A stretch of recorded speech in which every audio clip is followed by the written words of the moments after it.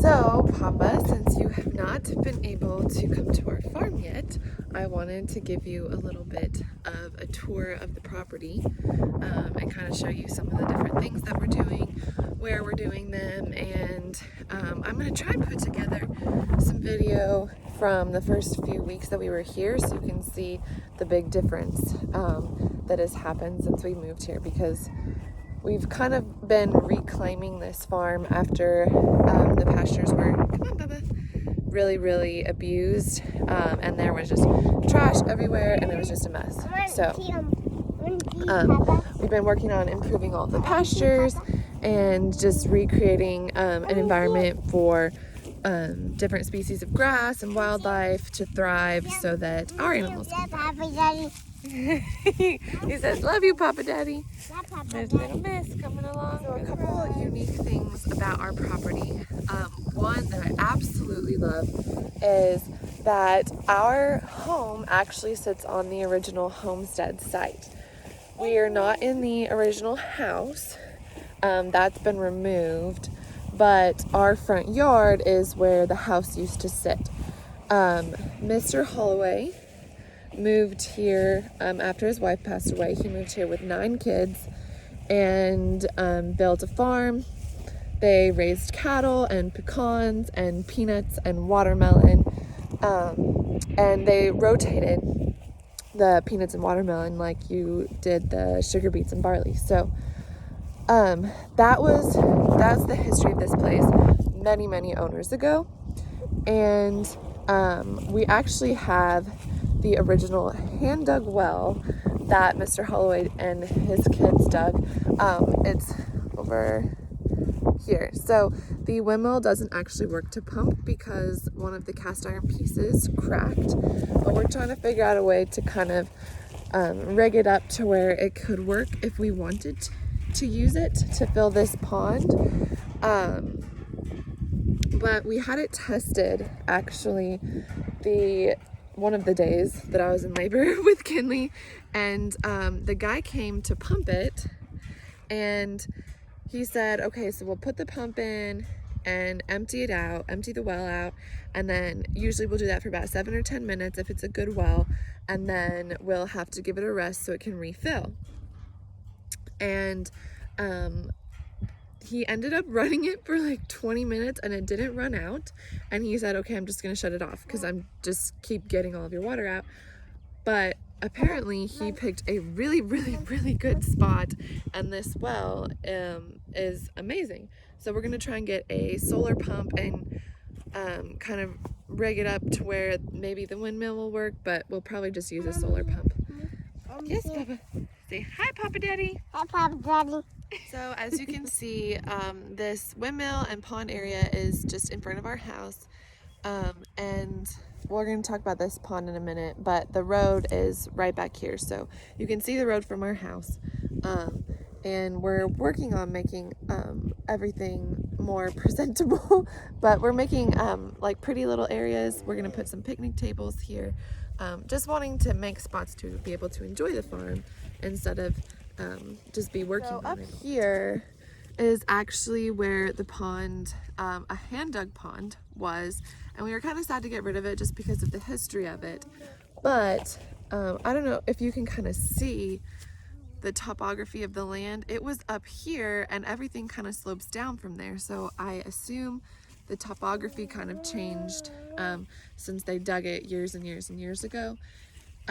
And the bank was on the wrong side for it to ever collect any water. It could get a little bit of runoff from the road, but there was not really a way for it to collect water. And it was infested with mesquite trees and willow trees, which drink so much water, it just had no hope of staying full. So one project we did after we'd been here a little over a year was we moved the pond. So this was a pond, and now there's this culvert from the road, and we've been lining it with rocks and boulders, and it now goes into our new pond. And we've been using the pigs to seal the pond.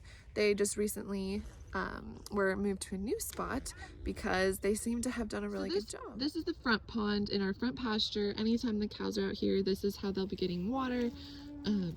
but we also just wanted to have it to attract more wildlife, deer, birds, all of that kind of thing. There's a bit of a border that we've left around that probably won't fill with water. I think it's a little bit higher than the spillway, but that's where we had all the pigs in here. When he dug the pond, he hit a sand vein. Someone at our church dug the pond for us. He hit a sand vein and it kept draining within a couple days of big rains. And so we researched and we found that we could put our pigs in the pond. Ryan's been working on this, getting boulders from all over the property and kind of lining this culvert that comes in from the road and then can fill up the pond also. But we put the pigs in here and their manure turns into glee, which is kind of like a gooey, gummy clay that they then push into the ground with their hooves, and it seals the pond.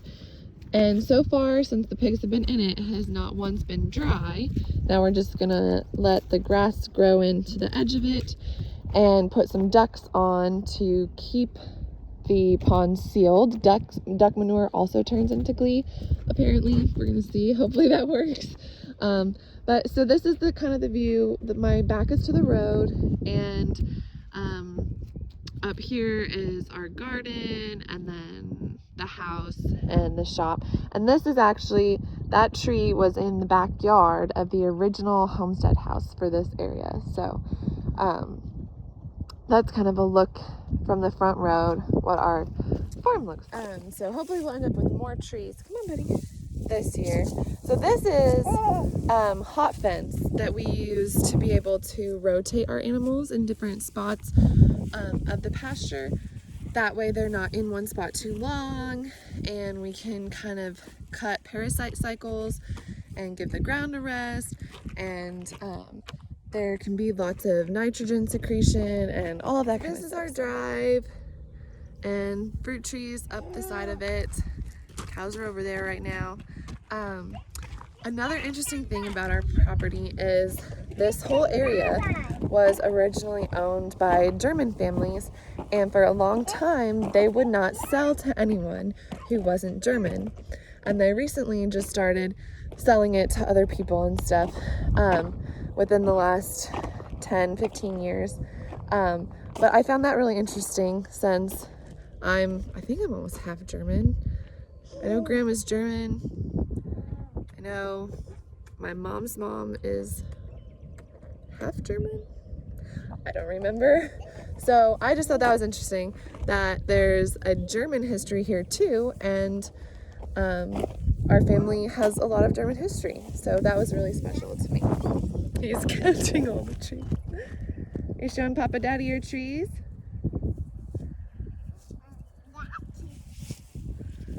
His shirt's inside out because he put it on all by himself. And so as you come up the drive, there's this split, and on this side, all down this fence, we're going to eventually have probably 60, 80 feet wide of garden and greenhouses and things. So the chicken tractor, that's a giant chicken coop. I'll show you in a little bit. But that chicken tractor is going to be just gradually moved down along here so that the chickens can get the ground ready for us to hopefully have a garden next year in that whole area. Get wood chips to mulch that whole area to make it ready to be a garden. And we are having a really hard time getting people to drop their mulch out here, just because we live kind of far out. Not as far out as y'all, but still too far for people to just kind of stop off on the way and drop mulch. But the electric company, when they trim the trees around the lines, they're going to bring their mulch this year, and hopefully that'll cover a big section of it. So we should be able to have a full start of a full market garden this coming year. And we currently are training our new Great Pyrenees puppy to guard the chickens, and he really wants to play with Munchkin. Are you gonna go see your puppy? What's his name? What's his name? What's your puppy's name? You trying to open the gate? I want you to open the gate. Can you say Samson? Samson. So we really like to rotate the animals behind each other. It's currently the cow pasture. We're gonna take them off of it soon, but where we feed the hay, we always bring the chickens after, and they mix it up and eat all the bugs that are hiding in there, and so we kind of get some free food out of that. But also they help to sequester the nitrogen, which earlier I said secrete, and it's sequester, not secrete. This chicken coop is actually 2 converted trailers. We wanted our chicken coops to be mobile, that way we can spread the manure out. And then our chickens are not just sitting in their own manure. We can use them to fertilize the pastures, eat down weeds, and reduce pests. I got a chicken! You got a chicken! So it actually has expanded metal on the bottom, so the manure can fall through. The nest boxes are inside. There's a solar light, so that they'll all go in and get tricked that we have 16 hours of sunlight, so they'll all lay eggs. And behind is currently just their water trailer, but we're also going to put 2 more containers like this with their feed in it. That way we can just have everything we need right there, make it easy. Samson really wants to play with Munchkin. But that's kind of our mobile chicken setup. Right now, as I said, they're just going to be following this fence line all the way to the road. That way we can get ready for our garden, hopefully next year. That's the end of the first part of the farm tour. We saw the front pond, kind of up the driveway. We'll go on the other side of the driveway next time, and I'll show you the garden and an area that the pigs cleared for us, which is really amazing and beautiful.